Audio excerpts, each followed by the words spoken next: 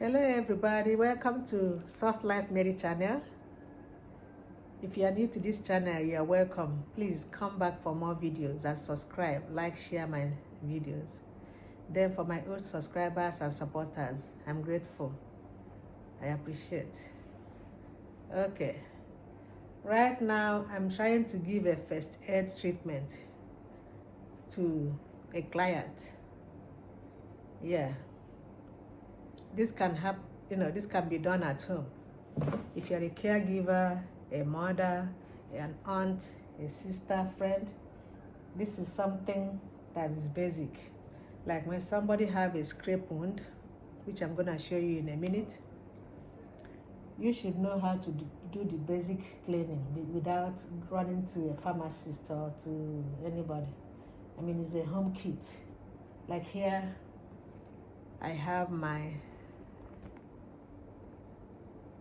alcohol prep, like to clean the scrapes, to clean the abrasions. Then usually I have forceps, tiny little forceps, but I'm gonna use these scissors as an improvisation. Yeah, I'll wipe the tip of these scissors with alcohol prep. It's a disinfectant. Alcohol wipes. Regular people have spirit, what they call spirit, like the little thing you touch on cutting wood to wipe your skin before giving injection. That can do exactly the same thing what this one is doing. Then I ran out of regular gauze to cover. My client has a deeper wound, not really deep, but something that needs to be covered to give you time to heal. But I'm improvising because I'm a chief of improvisation. This is a clean procedure, not like sterile, very clean procedure. So I have a gauze that I got from, you know how they give you wipes in the airplane, disinfectant gauze. But before I would apply this, I will have to put I am privileged to have triple antibiotics ointment. I will use that. First of all, when I'm done wiping the wound, I will put triple antibiotic ointment.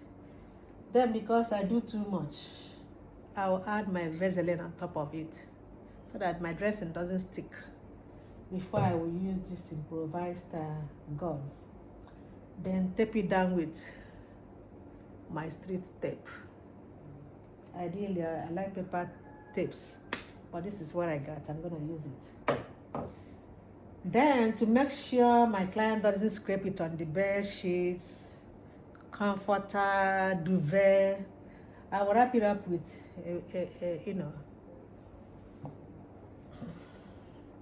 this Band-Aid. I wish I had the gauze Band-Aid, but this is what I have.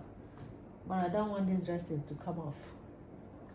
Maybe after a day or two it can come off. It's really drying up. This is my second time of doing this dress. So let me show you the abrasions I'm talking about, the bruises, whatever you want to call it.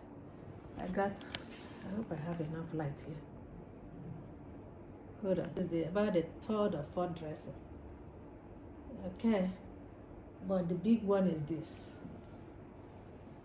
The big one. I'm trying to keep the privacy of my client. Yeah, the big one is this, but it's healing too. I give it like 3-4 more days. It's gonna be as dried as the other one. Then the legs is then the legs is dried up. Those ones Vaseline can go. In between you put Vaseline because Vaseline has this healing property that I like so much. I am an advocate of Vaseline. So let me prep this with alcohol prep. I don't want to touch the surface of the wound.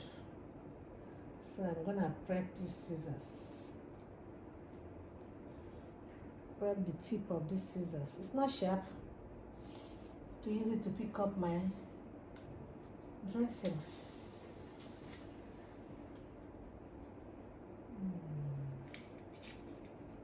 Yeah, my line of training, we were taught a lot of improvisation, because sometimes that you don't have an equipment is not an excuse for you not to do a procedure in medical field, especially when you're in the rural areas, because we did a lot of that during our training, like going to villages, treating people who didn't have money to go to hospital.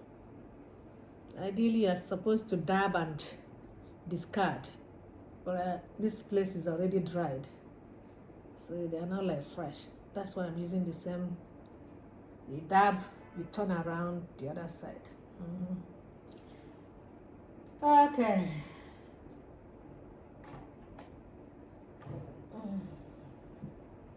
Let me put it on top of this second. I'm not putting it on this table. Don't come for me.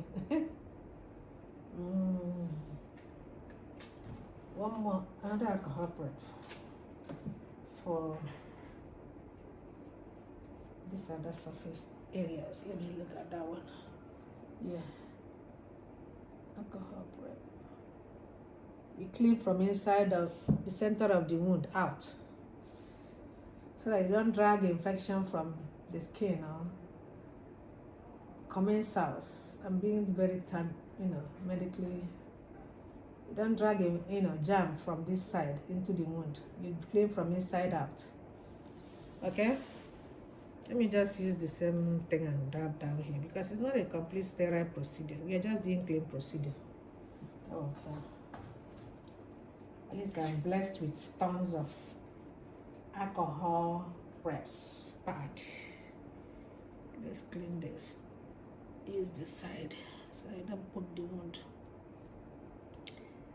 And whatever you do, avoid inflicting more pain to your patient. That's a no-no in this profession.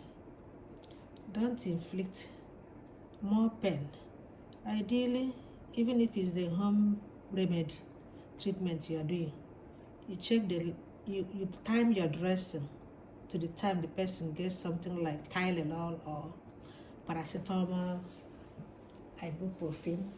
Time your dressing around that time, so that the pain medication effect will kick in before you start dressing.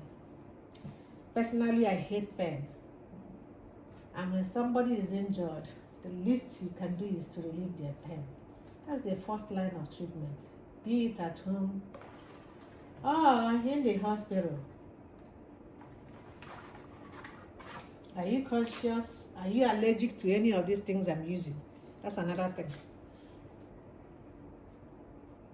You have to be very, very careful, because some people can be allergic to, but these are basics.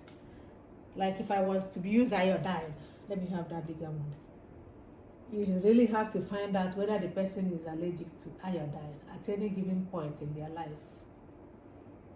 If you have to use it blindly, I would even suggest you go to an establishment like a pharmacy where they will have an antidote or whatever they need to do if there's any form of allergy.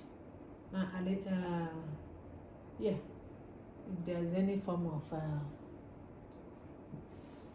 allergic reaction you might suspect that will happen, because it can be bad.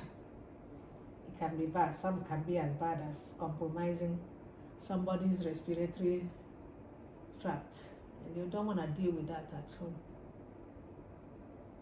So if you get to that point, it's either you're sure, I'm sorry, I don't mean to give you pain, but it's drying up. You'll be good. You're fine. I'm done. I'm almost done. Okay. Now it's time to put the triple antibiotics. If it's a regular script, listen, I'm not doing this to make you not go to hospital if you need to go. You can only go as far as I did, because my hands are more. You see how I'm applying this? I don't need anything extra to do it. Just go directly on it. Pull in enough. Is there anyone on there? Elbow. Let me see your elbow. Okay. Because I know the allergy history of the client I'm dealing with. When I saw this wound initially, because of the environment and the circumstances, I had to give some oral antibiotics to make sure it doesn't get infected. And my client had a shot of tetanus toxoid. He's still covered in that direction. If it's a puncture wound, when I mean by puncture wound, like if a nail pokes into your leg, nail, you have to see a doctor, an experienced pharmacist where there is no doctor, so that you can get your tetanus toxoid shot if you haven't had any. Because nail puncture wound can cause tetanus, seizure-like infection that is very dangerous and deadly. So that's why our school system encourages us to get our shots.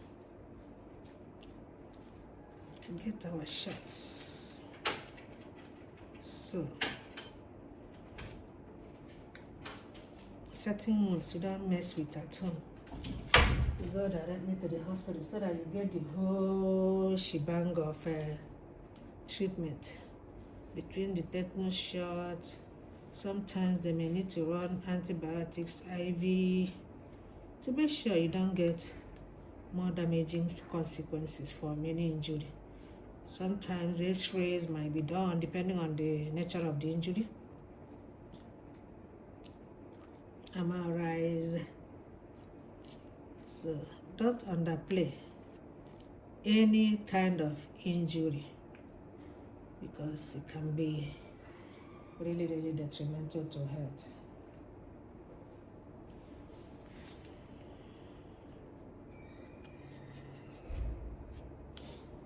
Okay, let me go to the big one again.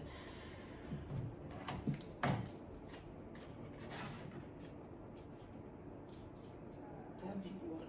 I think I got everything. That's it. Okay, let me see the big one.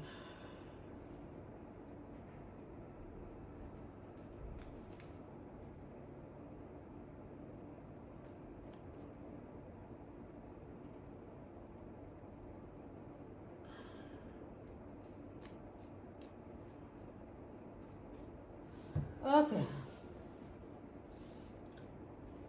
I'm gonna zoom in with the Vaseline, which is my regular go-to in abrasions. I'm not gonna poke directly. Bring that one. Gonna sideways, so that my dressing doesn't stick on the wound, because it makes it difficult to remove the dressing when they. So this Vaseline will be dedicated to this wound. All these drying places for it to scrape off and dry off, okay? You can wash your hand clean before you apply it, so that you don't introduce infection. Because every effort of ours is to remove, kill germ, not bring any infection. Let me see your elbow. Yep. And when you are awake, avoid pushing it on the, bed sheets, if you can, as long as you can, okay? All right. We're almost done here. Let me put some Vaseline here. And make sure your shorts doesn't come down here. Don't wear trousers, because the healing process here is exposure to air. In abrasion scrapes, exposure to air makes it heal faster. Avoiding wet surfaces, or even after taking a shower, make sure you dry it up, so that the air. And if you want to go extra mile, take your oranges to get lots of vitamin C, which is a very good healing property for wound. Vitamin C. And of course, before now, you'll be eating your protein, which helps. Yep, this is good dressing. Perfect. I'm not touching the surface of the wound, just the side. Hold it right there. So let me put a tape. Don't touch it. Just keep your hand that way. I'm good. Yes, we got it. My improvised tape. Before you remove this dressing, we have to touch water so that it doesn't scrape off the surface of the wound. Yep, I got it. Let me now just apply this band-aid to hold it in place. I wish I had a little gauze band-aid, but I'm gonna make use of what I have.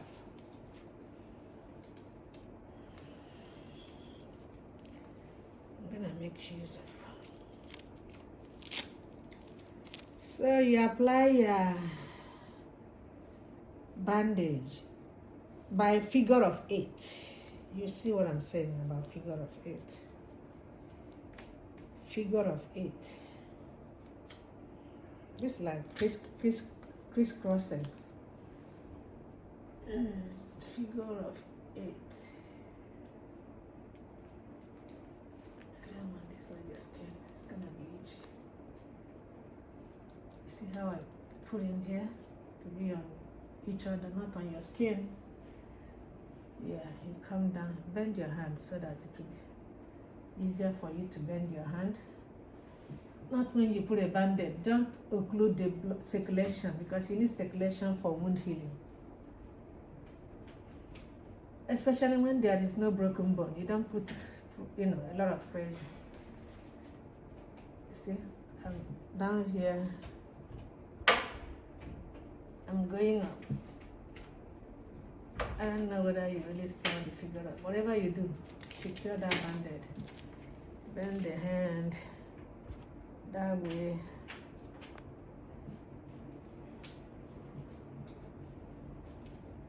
That way.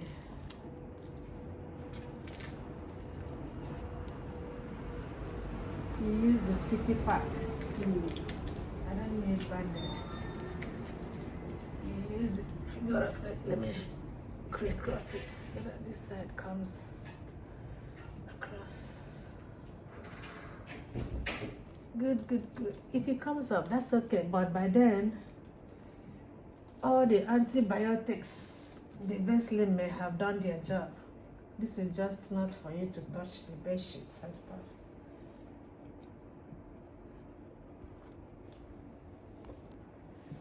Thank you for watching. Sometimes it's not about what I'm doing. It's what I'm saying. And as much as what I'm doing is important, I see every process as a learning opportunity. Subscribe, like, share my videos, and keep coming back for more. Bye.